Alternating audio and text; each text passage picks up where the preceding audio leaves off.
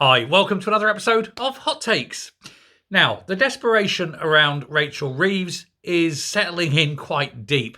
It's almost palpable. You can smell it in the air, and it doesn't smell good. It smells of a rotten corpse government slowly decaying in front of our very eyes. We all know what she's done. She's a liar. She's a fraud. She's not someone that can be trusted. And we all want her gone. She's also really inept and terrible at her job, unless her job, of course, is to destroy this country, in which case she's playing a blinder. But there are just no ends in sight for the debacle that she's got herself into by changing and lying on her CV. And rather than this problem going away, which is what the Labour Party really hope, it's pulling all its strings to try and get all its chums on, Fleet Street to be quiet. Don't mention the war, Rodney. Let's go on and let's pull through and hope this disappears when the next important news story breaks. Well, it seems that the press aren't letting go. They've tugged on a string and they want to pull it and let the whole thing unravel because the press are quite good like that. They know they've got them on the run and they know their time is up. They don't have to worry now about trying to stay nice to get access and things because they now see it for what it is. It's a failing party. It's gone. And the whole country's against it, even half the bloody Labour supporters. And so the press, looking at this, well, you've got to pitch to your audience. Don't be on the wrong side of history. Bums on seats, as it were. You've got to sell papers, got to sell stories, got to get clicks. And they're saying, right, screw the Labour Party, screw playing nice, let's go for the jugular. And they are. Except, of course, for one. There is one paper that even now is defending Rachel Reeves. And that paper is, of course, it's The Guardian. Who else?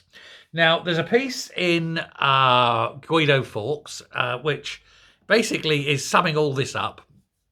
And it's going to show how The Guardian, desperate to try and save its favourite party, the Labour Party, is going into bat for Rachel Reeves. And, well, it's pathetic. It is ultimately really pathetic what they're trying to do. The level of spin and bullshittery, it's an art form. It truly is. I have never seen such complete bollocks presented in saving someone's career. Now, I want to make a point in a minute, and I'm going to just highlight it now by saying that Starmer is someone who likes to use loopholes. And I guarantee, when I come to this, that this will be a loophole he uses. So just be prepared for when I get there, that I'm going to tell you what the loophole is. But The Guardian out there is in full spin mode. It's really pushing it out. And it's made a couple of comments with regards to this story. And it's described Reeves as, and I'm going to have to read these quotes because there's just too many of them, I won't remember them, as someone who's been straight with the public in response to claims she embellished her CV. Well, that's bollocks for the start. Every time anyone's questioned her about it, they've shut up, walked away, refused to comment, changed the subject. She hasn't been straight with anyone. And if she was straight with what's on her CV, she wouldn't have needed to change it. It's like saying, here's the facts and here's what The Guardian is saying. Interesting. Anyway, they're saying here that they're talking about Rachel. This is someone who's coming into office, looked under the bonnet and exposed a £22 billion black hole in public finances. They weren't there. They absolutely weren't there. That's a proven load of old rubbish, right? And has been straight with the public about what is necessary to balance the books and restore financial stability in the face of that. But again, that's bollocks. There wasn't. How could you balance the books if that 22 billion wasn't there? The only reason you've got this money is because you've already wanked it away on public sector pay rises and on handing money 11 billion abroad and for propping up your mates with subsidies. No real spending on the public yet, but we're going to tax the public to fuckery. Anyway, the reality is that Downing Street is refusing to say if Reeves has broken the Ministerial code by lying about what she's done. She has, but I'll come back to that. And it referred hacks to the Treasury's line from last Friday, And this is where, again, it's The Guardian, and it's just a joke because it goes on to create the most purple prose, if you will, over Reeves and her alleged non-existent qualifications. It says, to get a job at the Bank of England as a graduate requires considerable ability. And Reeves said that she turned down a job offer from Goldman Sachs around the same time. Reeves said. Well, I'm sorry, but I don't believe her. I just don't believe a word that liar says.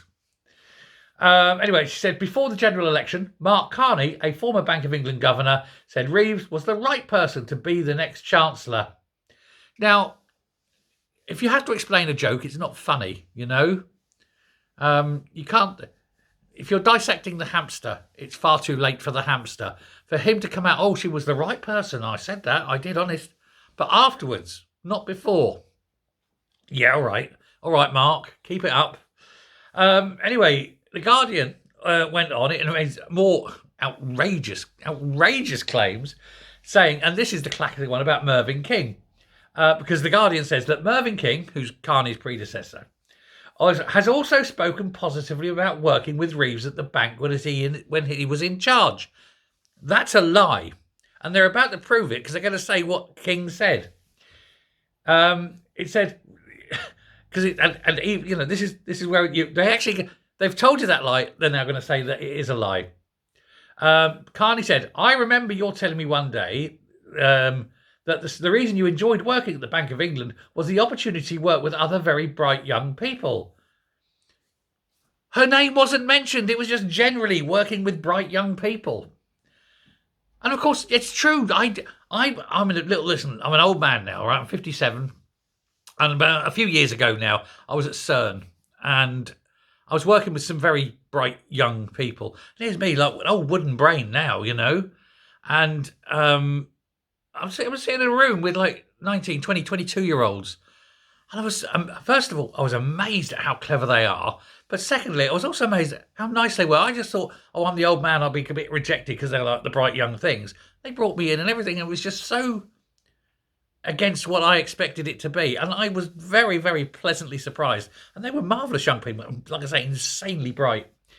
Anyway, the paper also claims that there's no evidence that Reeves has gained any career advantage by people thinking she was working as an economist at HBOS when she was there in a different role. She kept saying it. I was an economist. Look at me. I was an economist at HBOS. I was an economist. I've got it on my LinkedIn. I've got it on my CV. Blah, blah, blah, blah, blah. Of course that was an advantage. You write things down like that, people are going to think you're telling the truth because people don't naturally assume you lie until you've been proven a liar. And now we can't believe anything. So it's a bollock line that she hasn't taken advantage of it. Now, I said there's going to be Keir wriggling like feck out of this because she stood at the budget and almost one of the first things she said out of her mouth, blah, blah, blah, blah, blah, when I was an economist at the Bank of England. Turns out, not an economist at the Bank of England. Now, you cannot lie in Parliament. A point of order can be called and whatever. Now, not allowed to call them a liar, but you can say that the truth has been stretched beyond credulity and things like that. They call them a liar without saying the word "you're a liar."